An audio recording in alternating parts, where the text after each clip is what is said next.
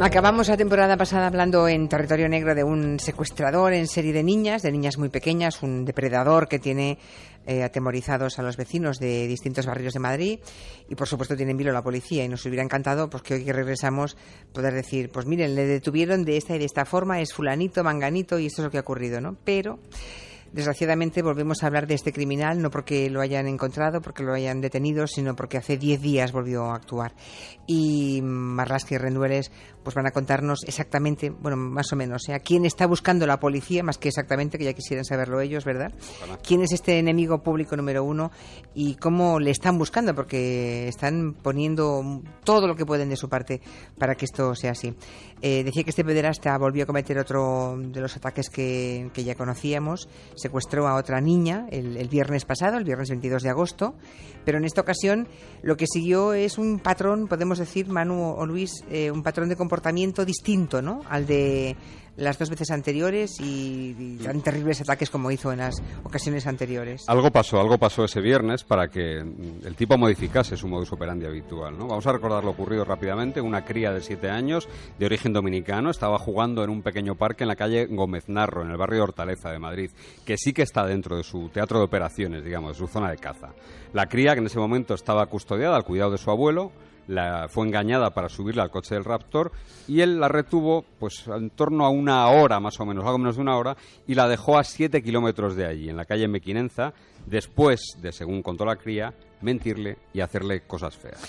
Lo de le hizo cosas feas, bueno, y eso ya no nos horroriza, pero en este caso, a diferencia de otros, no llevó a la niña a una casa, ¿no? Digamos, no la encerró en un espacio privado, no la lavó, no le dio ninguna sustancia para adormecerla o para atontarla. Digamos que le hizo menos daño, lo digo con toda la reticencia porque es espantoso, pero y porque el horror no se puede cuantificar, pero digamos que fue muy diferente a los ataques anteriores, al de abril y al de junio. Sí, la niña ya estaba colaborando al día siguiente con la policía, estaba ya al menos aparentemente recuperada, ¿no? Todo parece indicar, y así lo piensa la policía, que el secuestrador actuó esta vez por un impulso, quizás impaciente porque, como dijimos aquí en julio, se había ido de vacaciones casi seguro, de verano, fuera de Madrid, hubiera estado con su familia, porque se cree que tiene una familia, y por tanto estuvo fuera de su territorio de caza, donde él se siente seguro, ¿no? Y en este último ataque, el del 22 de agosto, a diferencia de los dos anteriores, no llamó a la niña por su nombre de pila, porque él siempre sabía el nombre de pila de las niñas que secuestraba, ni le dijo saber tampoco cuántos años tenía. Tampoco le dio el lorazepam o el orfidal que le dio a dos de las víctimas, y tampoco la llevó al piso en el que cometió sus ataques con total tranquilidad durante más de 4 o 5 horas, ¿no? Pero es que además esta vez hizo algo inaudito, que no sabemos si fue por imprudencia, por atrevimiento o quizá por desesperación con la que estaba actuando. ¿Y qué es eso tan atrevido, si es que podemos contarlo, que hizo el monstruo esta vez? Bueno, ¿sí? Pues con la niña dentro del coche, ya secuestrada, digamos, paró el vehículo, la dejó dentro, se metió en un pequeño supermercado, compró una crema hidratante y regresó al vehículo. Eso sí, lo hizo tomando algunas precauciones, como por ejemplo no hablar y ocultar el rostro, pensando que el local, que el establecimiento, tenía una cámara, cuando en realidad lo que tenía era una carcasa para disuadir a cualquier ladrón o a cualquier atracador, ¿no?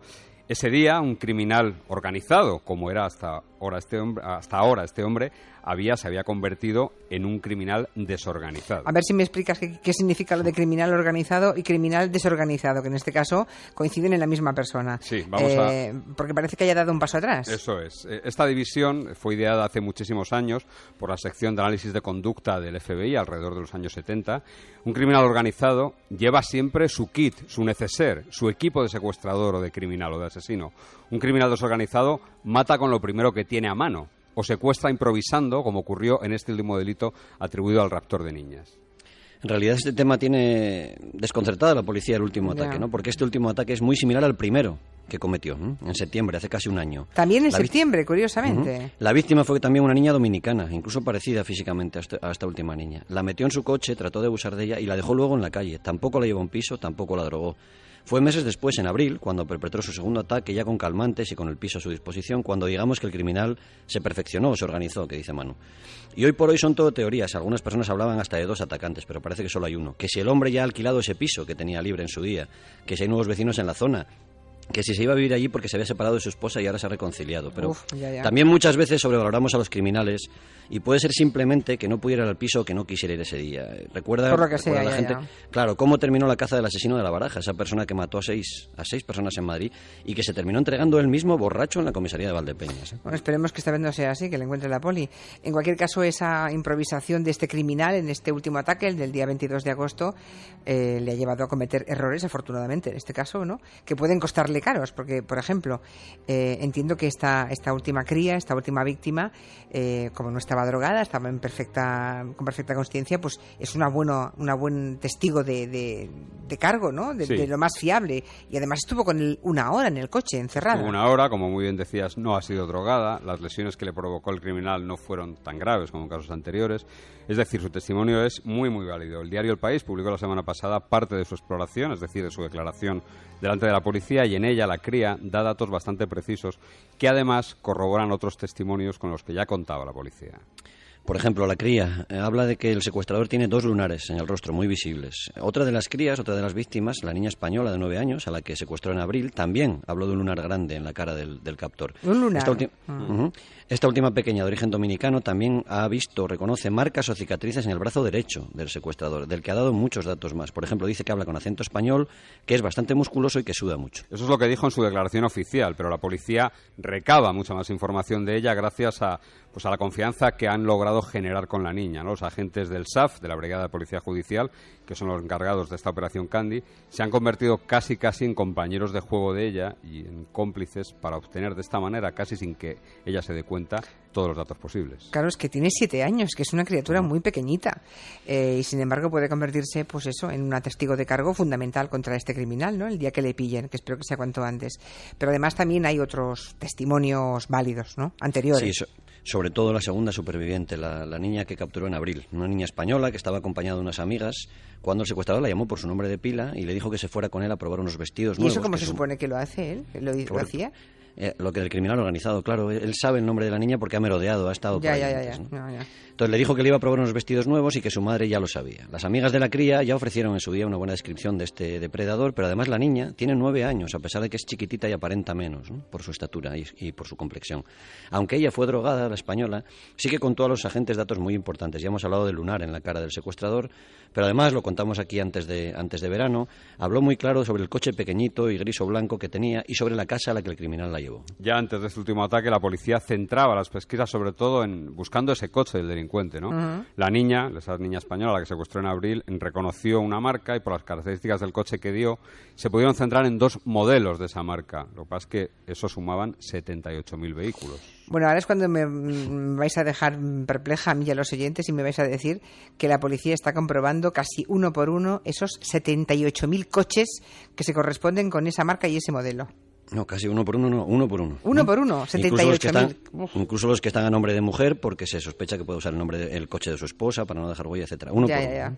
Se está trabajando sobre la lista de los dueños de esos coches, pero también sobre otras listas muy complicadas. Por ejemplo, hombres con antecedentes por abusos sexuales en la zona, por exhibicionismo, hombres acusados de tenencia o distribución de pornografía infantil. Sí, porque él puede haber crecido, aunque las últimas informaciones indican que entre los pedófilos, digamos, entre la gente con los antecedentes, no está el sospechoso. Se habla ya de entre 10 y 12 sospechosos, podrían ser los que corresponden a este secuestrador. Y hay otras listas enormes que trabaja la policía, como por ejemplo la de personas a las que se les ha recetado en los barrios en los que actúa el pederasta fármacos como los que él suministra a las niñas, por ejemplo, ¿no? Todas las herramientas, todos los recursos, pues lógicamente valen para intentar darle caza.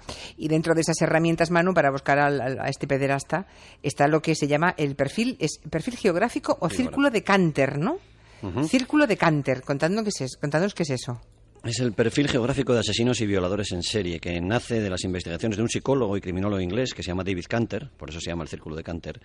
Y cada vez que hay un agresor en serie, como tenemos ahora en Madrid, lo que se hace es señalar en un plano de la ciudad, todos los lugares donde él ha atacado. En esos lugares se marcan, se cogen puntos, y se cogen los 2 puntos más lejanos entre sí, más distantes, y se unen con una línea recta.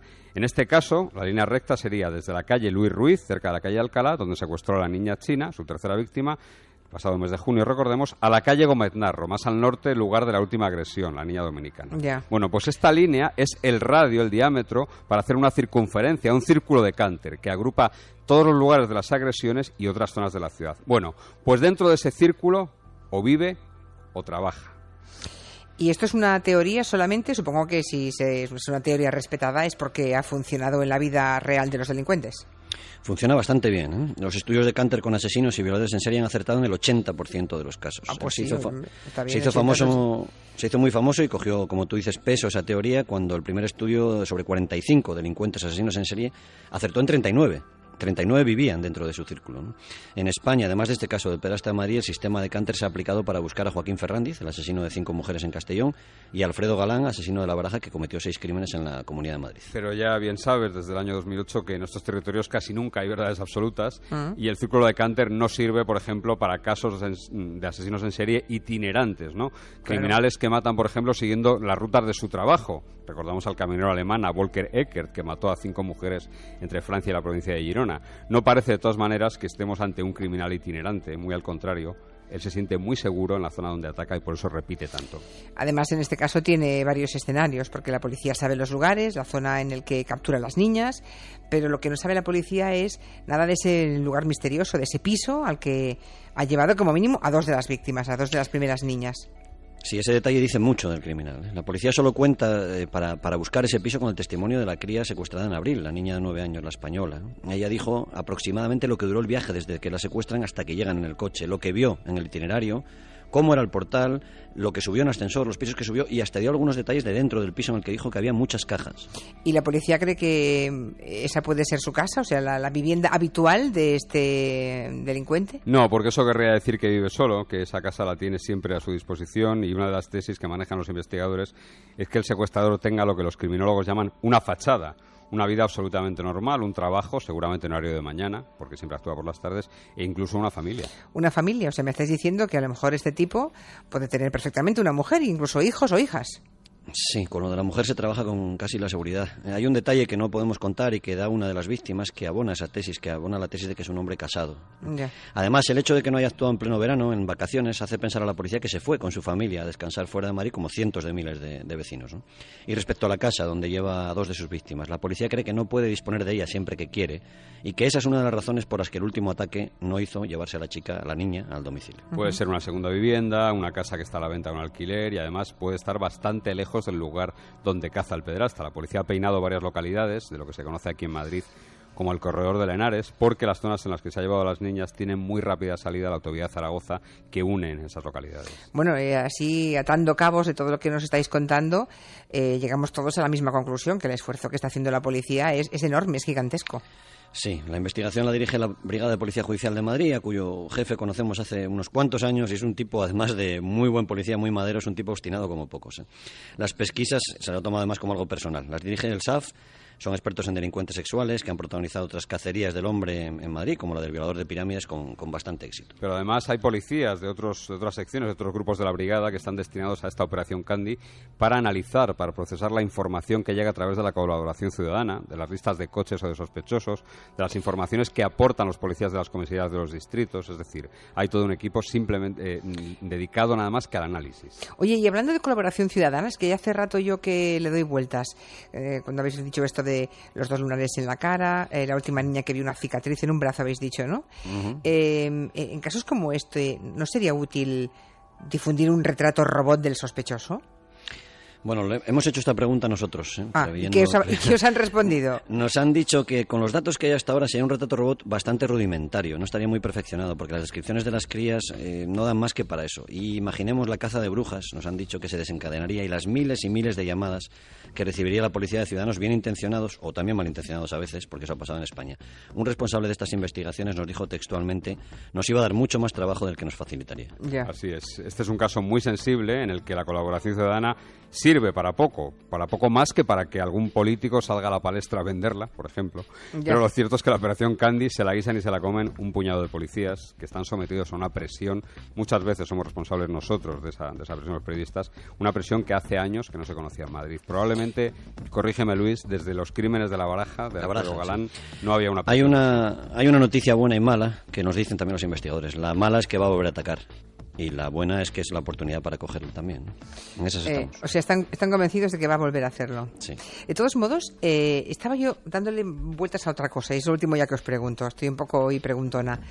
Si este individuo repugnante está oyendo la radio ahora mismo, cosa que podría estar ocurriendo perfectamente, porque no solamente puede oír la radio, puede leer los periódicos, puede ver la tele, y de él se ha hablado en las últimas semanas. La mayoría de los delincuentes sexuales guardan noticias de sus... Ya, entonces esto no puede provocar que se inhiba durante un tiempo hasta que nos olvidemos un poco para poder actuar tranquilamente, pongamos dentro de 3 o 4 meses, o la poli cuenta que esa pulsión, digamos, pedófila y criminal que tiene le va a obligar a actuar. La policía confía en que lo que llaman los criminólogos y la policía el tiempo de enfriamiento, es decir, lo que hay entre cada hecho criminal, se vaya acortando, y además el último hecho, el último ataque, tiene mucho de improvisación, como decíamos antes, y de que la pulsión está pudiendo con él.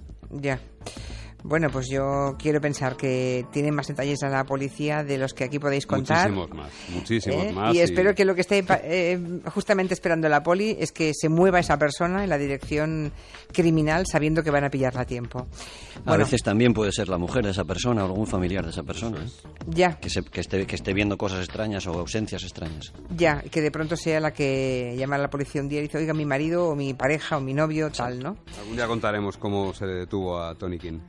Vale, pues por favor, creo que ya lo contasteis un día, pero ojalá... Sí, llevamos demasiados años aquí. Sí, bueno, en todo caso, nunca son demasiados, siempre nos quedamos con ganas. Ojalá pronto podamos contar en esta sección que han pillado a este criminal.